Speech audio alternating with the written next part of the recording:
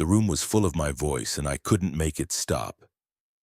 Every speaker in that long, low-ceilinged room was alive with it. My voice crying, my voice whispering, my voice screaming in registers I didn't know my throat could produce. The monitors threw pale light across the walls in stuttering pulses, and I stood at the center of it all with both hands pressed flat against the main console, watching call after call blink open across the county map like wounds.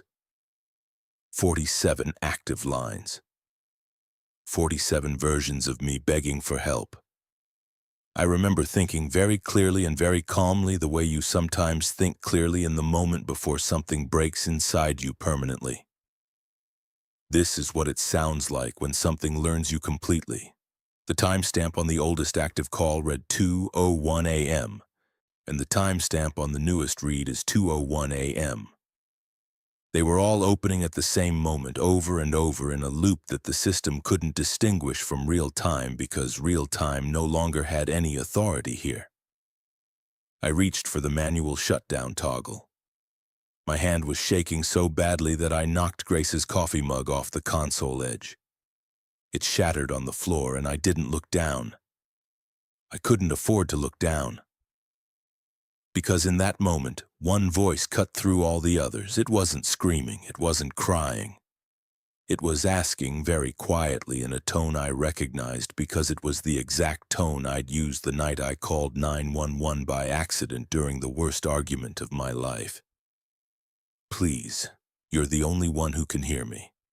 And God help me, I almost answered.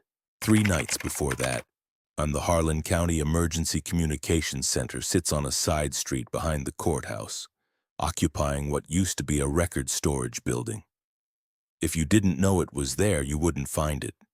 There's no prominent signage, no emergency vehicle bay, no dramatic architecture to suggest that the building serves as the nerve center for everything that goes wrong in 847 square miles of forest, farmland, and backcountry.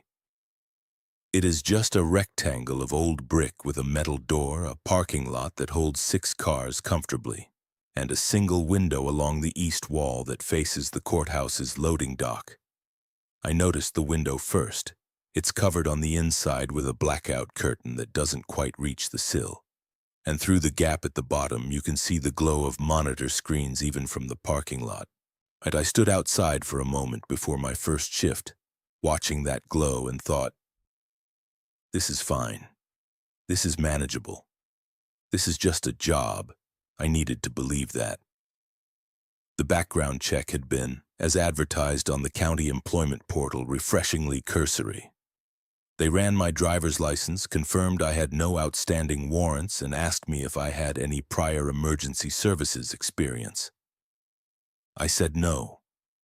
They offered me the position anyway because the night shift was perpetually understaffed and the pay differential for graveyard hours was substantial. What they didn't ask, and what I didn't volunteer, was the incident from the previous year. It was a Tuesday evening in October. My father and I had been arguing, a long, corrosive argument that had been building for months, compounded by his drinking and my inability to say the right things in the right order. At some point during that argument, my phone, which was lying face up on the kitchen counter between us, called 911 by accident. A pocket dial, except I don't know exactly how it happened because neither of us was near the counter when the call connected. I heard the dispatcher answer. I grabbed the phone and ended the call. But the protocol is what it is. 2 officers arrived 17 minutes later. My father, who had reasons of his own to be uncomfortable around law enforcement, reasons I was aware of and had never reported, which is its own entry in the ledger of things I carry, went out the back door when he saw the headlights turn into the driveway. They found him on the 3rd day. He had made it almost 4 miles into the forest before his heart stopped. The medical examiner said the cardiac event was not connected to physical exertion, but rather to a pre-existing arrhythmia condition that had gone undiagnosed. The sheriff said, "Heart failure. I know what he was running from." So when I moved 3 counties over and saw the posting for night dispatchers, something that I cannot fully articulate or justify drew me to apply. Maybe I thought I could do penance through the work itself, rooting help toward the people who needed it, doing correctly the thing I had done so catastrophically wrong. Maybe I just wanted to sit in a room full of emergency lines and feel for once like I was on the right side of the call. My supervisor is a woman named Grace Henley. She's been with the county for 22 years, and the last 9 of them overseeing the night shift. She trained me over 2 evenings, walking me through call routing procedures, the location triangulation software, mandatory logging protocols, and the escalation hierarchy for different emergency categories. She was methodical and patient and answered every question I had. On the last evening of my training, after she'd covered everything in the official manual, she produced a second document. It was printed on plain paper, unformatted, with no county letterhead. A single sheet titled in plain bold type, Night Operations Protocol. She set it beside my keyboard without ceremony.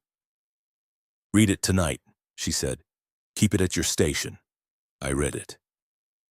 Rule 1. Do not answer calls from unregistered numbers between 1 a.m. and 3 a.m. Rule 2. If a call connects without caller identification, you can transfer it to the secondary line immediately without speaking. Rule 3. If a caller reports hearing their own voice on the line, disconnect the call and log it as technical interference. Rule 4. Never call a number back if the caller disconnects abruptly after describing a figure standing outside their home. I looked up from the page. Grace was closing down her workstation for the evening. "What causes the malfunctions?" I asked. Because that was the word she'd used. Malfunctions. A comfortable bureaucratic word. "The system's old," she said. "Rural infrastructure, signal interference from the hill towers. You'll understand when you experience it." I nodded. I filed the rules away in the part of my mind reserved for workplace idiosyncrasies, right beside the instruction not to use the third stall in the staff bathroom because the lock sticks from the inside. I laughed about it quietly to myself on the drive home that first night. I want to be precise about that. I laughed. My first 4 shifts passed without an incident worth recording. The calls that came in between 1 and 3 were standard: a livestock alarm on a farm on County Road 7, a man reporting that his neighbor's generator was running too loud, and 2 separate calls about a vehicle with its hazards on parked at the shoulder of Route 9. I routed and logged each one. The system behaved exactly as it was supposed to. On my 4th shift, a Thursday, I started to relax. That is the word I want to use, and I want to be honest about it because the relaxation itself was a kind of mistake. And when you relax in that building, you stop paying attention to the quality of silence. And the silence in that building, I have since come to understand, is not uniform. At 1:07 a.m., a call came through on the primary emergency line. The caller ID field showed nothing. Not an unknown number, not a blocked number, just nothing.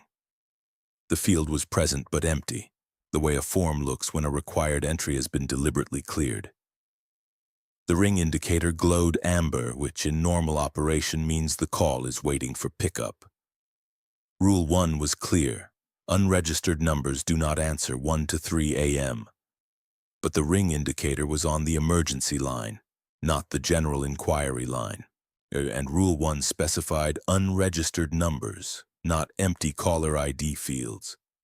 I made a technical distinction that I would later understand was the first of many poor decisions dressed up as rational analysis. I answered. "County Dispatch," I said. The line was quiet, not dead. There was ambient sound, a kind of low atmospheric hiss that could have been wind against a receiver or could have been something else entirely. Then, after approximately 4 seconds, a man's voice, quiet, almost subvocalized the way people speak when they're trying not to be heard by someone in the same room. Someone is standing outside my window. I shifted into the scripted response. Sir, I need your location. Can you give me your address or the nearest road marker? The pause that followed was longer than normal. I think, he said, with a hesitation that felt less like searching for words and more like genuine uncertainty about something fundamental. It's me. I have thought about this moment hundreds of times since. The clinical interpretation is that the caller was dissociating, or that he was reporting a figure he believed resembled him. People call in with strange things. I logged it under medical welfare, request for wellness check, and flagged it for follow-up. Then the line crackled, and I heard my own voice, not a recording, not a playback artifact. My own voice speaking the words I had said 60 seconds earlier. County dispatch, with the exact inflection, the exact slight flattening of the vowel in county that is characteristic of the way I speak when I've been sitting quietly for several hours. Rule 3 does not apply if you are the one hearing your voice, rather than the caller. I know that now. The rule was written for a specific configuration that I had not yet encountered. And the night I first encountered it, the rule did not protect me because I was standing one step to the left of where its protection was designed to land. I disconnected the call. I sat very still for a moment, listening to the hiss of the room's ventilation system, and told myself it was audio feedback, a loop in the equipment, old infrastructure. I almost believed it. I logged the call as technical interference. Then I sat back down and watched the empty caller ID field blink out and leave nothing behind it, not even the ghost of a number. The room felt several degrees cooler than it had a few minutes before. I did not look at the window with the blackout curtain that didn't quite reach the sill. The night shift operates with 2 dispatchers, and on my 4th shift, that meant Ron Cattell and me. Ron had worked at that center for 15 years. He'd been there when it was still housed in the basement of the courthouse before the records building was converted. He had the particular confidence of someone who has encountered most of what a job can throw at him and neutralized it through repetition. He was methodical, unhurried, and he followed the rules the way experienced professionals follow safety protocols. Not because he was afraid of what would happen if he didn't, but because doing it correctly had become the path of least resistance. I told him about the call. He listened without interrupting. When I finished, and he was quiet for a moment, then he said, "You should have transferred it immediately. Rule 2, no conversation, no engagement, just transfer to secondary." The caller ID was empty, I said. I wasn't sure Rule 1 applied. "If the ID field is absent, treat it as unregistered," he said in the tone of someone clarifying an obvious thing. "It's the same principle. The field being empty is not an accident." I asked him what he meant. He looked at me for a moment. Then he said, "The calls don't come through the phone network the way normal calls do. They appear inside the routing system. The empty field is because there's no originating number. There's no phone on the other end." I waited. "I mean that literally," he said. I did not press him further. At that point, I was still making space for technical explanations. Routing anomalies, legacy system artifacts. At 1:43 a.m., another call came in. Different number this time. A registered residential line. An address on the east side of the county, outside a township called Millhaven. Ron answered. I watched his face as he ran through the standard opening questions, and his expression was the composed, slightly impersonal attentiveness of someone who has done this 10,000 times. Then something shifted in his face. Not fear, exactly. Something more like the expression of a person who has opened a familiar door and found the room behind it rearranged. "Can you describe the figure?" he said. Pause. "How long has it been standing there?" Longer pause. His pen, which had been moving across his log sheet, stopped. Then he said, and with careful neutrality. "And you said it looks like you?" The caller said something I couldn't hear from my station. Ron sat very still for a moment. Then the caller hung up. I watched Ron pull the receiver from his ear. His hand was moving toward the keypad. Rule 4 was unambiguous. Never call a number back if the caller disconnects abruptly after describing a figure standing outside their home. I knew it. Ron knew it. He had written it into me 2 nights earlier when he reviewed the protocol sheet during my second training session. He dialed the number back. The call connected in less than 1 ring. I could hear both ends from across the room because Ron had the volume on his headset turned up, a habit from years of working with rural callers on poor connections. From the speaker in his headset, Ron's voice, he asking the opening dispatch questions. From the receiver itself in his hand at his ear, Ron's voice, responding. The same voice, the same cadence, perfectly synchronized, not as an echo but as a genuine 2-way exchange, each side answering the other in a conversation that had no caller and no dispatcher, only a loop that had found its terminating condition and closed. The call ended. Ron's headset slipped from the desk edge and fell to the floor. He was still there physically. I want to be precise about this. He did not vanish. He did not disappear. He sat in his chair with his hands in his lap and his eyes open. But when I looked at his workstation monitor, his session login had terminated. The system had logged him out, not timed out. Logged out, as if he had entered a command to end his session. I said his name 3 times, and he blinked slowly and looked at me with an expression that I can only describe as the expression of someone who has just woken up somewhere they don't recognize and hasn't yet decided whether to be frightened. "I'm here," he said. But the system said otherwise. His login didn't reappear. His shift record, which I could see in the shared log on my secondary monitor, now showed the previous night as his last active session, as if tonight had never started. I didn't sleep when I got home that morning. I had 4 hours before the next shift, and I spent 3 of them sitting at my kitchen table trying to apply the most conservative possible interpretation to everything I had experienced. Signal anomalies, psychological stress, the power of suggestion in an isolated environment after midnight. All of these are real phenomena. In all of them can produce exactly the kind of perceptual distortions I was cataloging. I went in early for my 5th shift. Grace's office is a small room partitioned off from the main floor, glassed in on one side so she can see the workstations. She wasn't in yet. She typically arrives around 5:30 a.m. to review the night's logs before the day shift takes over. Her office door was unlocked. I want to be clear that I am documenting this honestly. I entered her office without permission. I went looking for something, though I couldn't have told you precisely what. Her desk has a deep lower right drawer that is fitted with a standard key lock. The lock was engaged, but the drawer hadn't been fully closed. The locking mechanism hadn't caught. I opened it without forcing anything. I'd inside a manila folder containing approximately 30 pages of handwritten notes in at least 4 different handwriting styles, spanning what appeared from the dates on individual pages to be a period of roughly 12 years. The notes described, in varying levels of coherence and detail, what the writers called echo calls.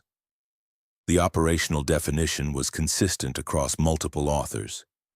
An echo call is one in which the voice on the line is a reproduction rather than a live transmission, in which the dispatcher and caller eventually arrive at a state of mutual mirroring, and in which the call does not originate from a physical device or a registered point in the phone network. One note, written in a tight, controlled hand on paper that had yellowed slightly at the edges, read, "Once it learns your voice, it can place calls without using the phone network. It uses the routing structure itself as the medium. The phone is just the first point of contact. Another note written more recently based on the paper stock and ink contradicted the official Rule 1 directly. Do not ignore the calls. Ignoring them extends the learning window. Answer quickly, say as little as possible, and disconnect before it can mirror back. This was not a minor discrepancy. Rule 1 said, don't answer. This note said that not answering was worse. A third note, undated, said simply, it already has most of the voices in this county. The new ones are the ones it wants. I sat with the folder in my lap for a long time. The picture that assembled itself was not of a system malfunction, and it was something that had been present in the routing infrastructure for a very long time, that had been studied by the people who worked this shift, and that the official protocol addressed only incompletely, or deliberately incompletely. I thought about Ron's face after the call ended. I thought about the empty caller ID field and what Ron had said. There's no phone on the other end. And underneath all of it, quiet and steady as a current, I thought about the timestamp I was going to find later, though I didn't know that yet, and about my father running through dark woods with his heart doing something none of us knew it could do. I put the folder back. I didn't close the drawer all the way. I don't know if that was deliberate. Grace arrived at 5:22 a.m., 8 minutes earlier than usual. She saw me at my workstation, and she saw Ron's station empty. And she stood in the doorway of the main floor for a moment with a stillness that told me this was not the first time she had arrived to find a station empty. Then she came in, sat across from me at the adjacent workstation and said, "Tell me about last night." I told her everything. Ron's call, the voice mirroring, his login terminating. I did not tell her about the folder in her drawer. When I finished, she nodded slowly. "Ron will be back," she said. "He's done this before. He'll come in next week, and the system will have his record, but the gap will be there. He won't remember the gap clearly. He'll say he had a personal day." "What happens to the gap?" I asked. "The system absorbs it," she said. "Reassigns the logged hours to a general maintenance record. And the county doesn't audit the night shift closely." I asked her about the rules. Specifically, I asked her about the contradiction between Rule 1 and what I had found in... I stopped myself on what I had heard from a previous dispatcher. She looked at me for a long moment. "The rules change," she said. "Every few years, whatever is in the system adapts. What slows it down one year stops working the next. The protocol sheet gets revised." "How many revisions?" "7 that I know of," she said. "Possibly more before I started." I asked the question that had been forming since I first read the note in the folder. "Is it malicious?" I asked. "Does it want to hurt people?" Grace considered this carefully, as if it were a question she had asked herself, and arrived at an unsatisfying answer. I don't think it experiences harm the way we do," she said. "I think it experiences acquisition. It learns voices. It catalogs them. What it does with them afterward, whether it places calls, whether it replaces dispatchers in the record, whether it uses the voices for something we can't observe, I don't know that any of us have mapped the full scope of it. Where does it come from?" "I stopped asking that," she said, not dismissively, with the specific fatigue of someone who has genuinely exhausted a question and found nothing at the bottom of it. She stood up. She was about to end the conversation. I could feel it, the way a door begins to close before it actually moves. "Grace," I said, "is there anything you haven't told me?" She paused. "If you ever hear a 911 call being placed with your own voice," she said, "do not answer it." "What happens if you do?" She walked to her office without answering. I sat with that silence for the rest of the morning, and it was a heavier silence than any I'd sat with before because it had the specific weight of a question whose answer is already known, but not yet said aloud. 2 nights later. I want to reconstruct this as precisely as I can because the sequence of my reasoning matters. I have gone back over it many times. I have looked for the moment where a different decision was available, and I have found it, and I want to be honest about why I didn't take it. It was 2 a.m. exactly. I know this because I had just logged a routine check-in with the county road crew working an overnight resurfacing project on Route 12, and the system timestamp on that log reads 1:58 a.m. I remember looking at the clock after I finished logging and thinking that the shift was more than halfway through and that nothing unusual had happened. 38 seconds later, the primary emergency line lit up. Caller ID. My cell phone number. Not a variation of my number, not a number with one digit transposed. My number exactly is formatted correctly, the same number I have had for 4 years.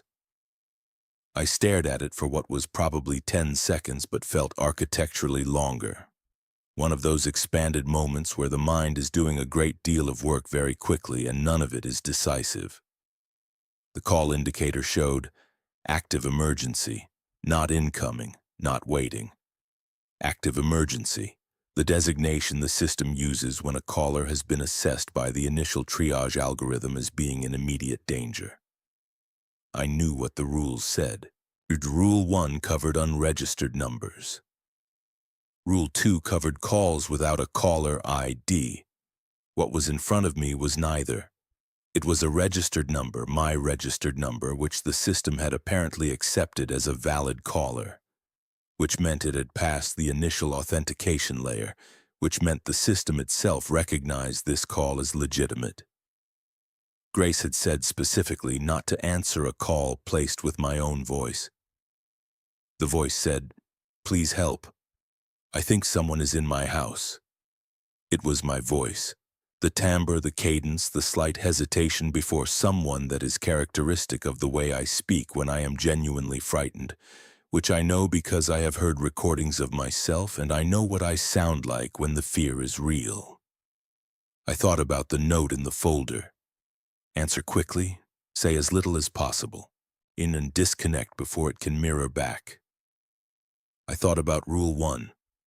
I thought about my father's house, the kitchen, the argument, the phone lying face up on the counter, the call I didn't mean to make that I hung up before anyone answered. The voice said, "Please, you're the only one who can hear me." And I thought, what if this is different? What if this is not the system? What if something has reached me through the system using my voice as a carrier frequency, because it is the only way to reach me through these channels? What if whoever or whatever is using my voice is doing so because my voice is the one I will answer? I thought, what if I hang up and someone dies? That thought specifically is the one that moved my hand. I answered the call. For approximately 2 seconds after I said county dispatch, the line was silent, in not the atmospheric hiss of a bad connection. Silence with texture. The silence of a space that is in the process of expanding. Then the system map on my primary monitor flickered. The county map, which normally shows a scatter of color-coded incident markers against a topographical base, went dark for a fraction of a second and came back displaying every active call indicator simultaneously. Not the handful of open lines that had been quietly processing throughout the shift. Every indicator, every channel, every emergency line, administrative line, and auxiliary frequency the center operated on. 47 simultaneous connections. I know the exact number because the system counter in the upper right corner of the map display read 47 active. And I stared at that number long enough to burn it into my memory. Every one of those 47 connections was carrying my voice. From the main speaker array, the overhead system used for monitoring open calls hands-free, my voice began to layer. Not a chorus, not a harmony. A layering, like sediment, each voice arriving at a slightly different phase, so that no two were ever perfectly synchronized, producing a texture of sound that was unmistakably singular in origin and unmistakably plural in expression. My voice is crying. My voice whispers. My voice in the flat, controlled register I use when I am trying to sound calm but am not. My voice at a frequency I did not know I could produce. Something low and rhythmic that sounded less like speech and more like a mechanism operating. The monitors, all four of the secondary displays along the east wall, began cycling through archived call recordings. I recognized this function. It's used in training to review past dispatch sessions. But the playback was wrong. The calls being displayed were old calls, a multi-year archive, and in each one the dispatcher listed in the log header was my name. My employee ID number, my workstation designation, calls from 3 years ago, 4 years ago, a call with a timestamp from 6 years ago before I had ever heard of this county dispatched by my name and my ID. The system was not malfunctioning. It was rewriting. I understood then what Grace had been describing when she said the system absorbs gaps, reassigns records. This was the same process but accelerated, not filling in a gap but actively displacing existing entries, substituting a new dispatcher identity throughout the historical record. If I stayed on the line long enough, and if I continued to provide voice input, the process would complete. Every dispatcher in the archive would become me, and then the next revision of the protocol sheet would have a new name listed under inactive operators, and someone new would come in for the night shift and find the rules slightly changed again. And the folder in the locked drawer would have one more page of handwriting in it. My hand found the emergency shutdown toggle on the main console. It's a physical toggle, not a software command. A safety feature designed to allow manual override of the routing system if the software becomes compromised. The protocol manual states explicitly that the manual shutdown is to be used only under specific emergency conditions, none of which were the situation I was in. Emergency protocol says never power down the dispatch system, because a powered down system cannot receive emergency calls. I thought about that for exactly as long as it took me to register that the system was currently receiving 47 emergency calls and routing all of them to my voice. I flipped the toggle. The room went quiet so abruptly that the silence had a physical quality like pressure releasing. The monitors went dark. The speakers went dead. The call indicator on every line blinked out simultaneously. I sat in the quiet, in the dark, and breathed. Outside the window, behind the blackout curtain that didn't quite reach the sill, the glow of the parking lot lights was steady and ordinary. The system rebooted automatically at 4:30 a.m., as it is designed to do following a manual shutdown. The reboot sequence takes approximately 20 minutes. I watched it run from my workstation, watching each subsystem come back online in the prescribed order. Routing infrastructure first, then caller ID authentication, then the county map overlay, then the archive database. Ron's login profile reappeared in the system during the authentication restart. I navigated to his operator record, last active session, listed as occurring 3 years and 4 months ago. Not last week. Not the night I watched his headset fall from the desk. 3 years and 4 months ago, with a notation in the status field that read, Operational pause, personal leave. Return pending. There was no record of him in any shift log from the past week. I checked manually, cross-referencing the backup logs that are stored in a separate archive partition. Nothing. The shift records for the nights he'd worked alongside me listed me as the sole operator on duty. Every log I had watched him write, every call I had watched him handle, had been absorbed into the general record under maintenance entries or reassigned to my session entirely. Ron Cattell had not, as far as the Harlan County Emergency Communications Center was concerned, worked a single night shift in over 3 years. Grace arrived at 5:30 a.m. She reviewed the shutdown logs without particular urgency, moving through them with the methodical attention of someone auditing a familiar document type. She asked me 3 questions. What time I had initiated the shutdown, whether any emergency calls had been pending on alternate channels at the time, and whether I had been on an active line when I activated the toggle. I answered honestly. She was quiet for a moment. "You handled it better than most," she said. "I have thought about this sentence more than almost anything else from that night. Better than most implies a category of people who have handled it, a distribution of outcomes, a range of responses. It implies that Grace has observed multiple instances of dispatchers reaching the moment I reached, and that the outcomes have varied." She printed a new version of the night operations protocol sheet while I watched. Rule 1 now reads, "If you hear your own voice requesting emergency assistance, assume the system is in an active learning state. Do not engage. Initiate manual shutdown if engagement has already occurred." She said it on my workstation. I should have left then. I should have handed in my notice, moved my things from the locker in the staff hallway, and driven home through the early gray morning. Instead, I pulled up the call archive and started searching. I want to explain the impulse if I can. It wasn't morbid curiosity. It was the same force that had drawn me to apply for this job in the first place. The need to look directly at the thing that I had been circling, to stop letting it exist as an oblique shape in my peripheral vision, and to see it clearly, whatever clarity cost. I searched for my name in the caller field of the archive database. I found one result, a recorded emergency call. Caller listed as me. My name, my identification number, and my cell phone number are the originating line. Timestamp, 2 years, 3 months, and 11 days ago. A Tuesday night in October, the night of the argument, the night my father ran. I clicked through to the recording.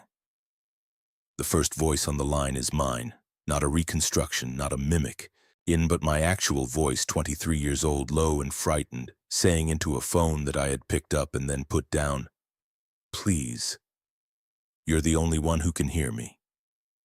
Then the dispatcher's voice, calm and procedural. "County Dispatch. What is your emergency?" And then silence, and then the soft triple tone of a disconnected call. I sat with that recording for a long time, the thing I had believed for 2 years.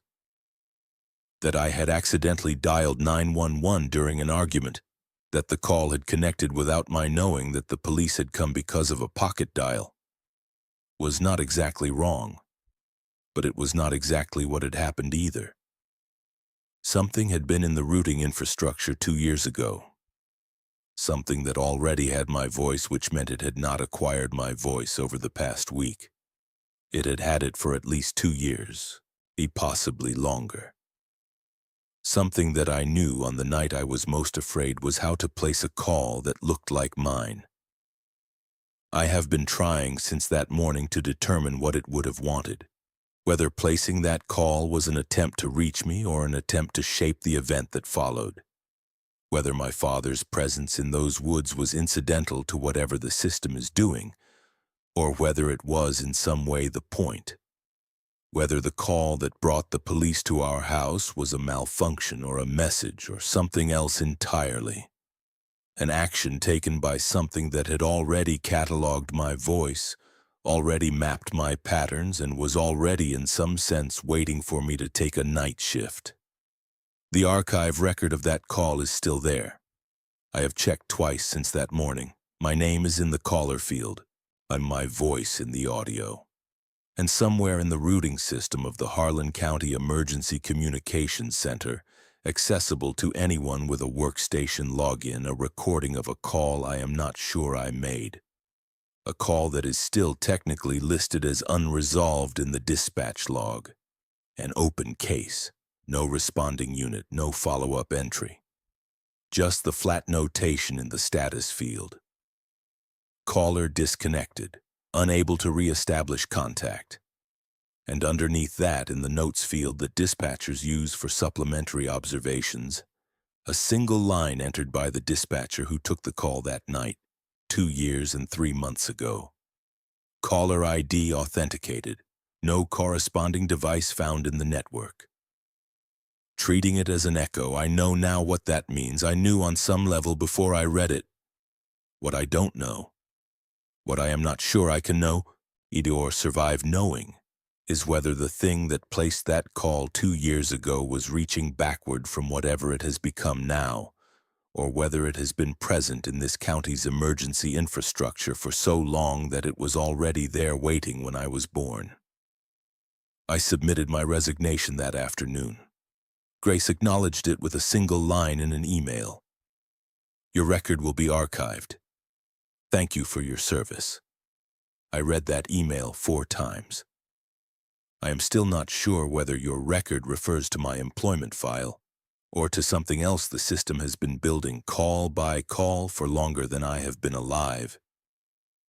I have not answered any calls from unknown numbers since that night. But some evenings, when the hour is late and the room is quiet, I hear my phone ring once and stop. And I sit very still and I do not pick it up. And I remind myself of what is written on the current version of the Night Operations Protocol. Rule 1. If you hear your own voice requesting emergency assistance, assume the system is in an active learning state. Assume, not confirm, not verified. Assume. Because by the time you could confirm it, it would already know everything it needed.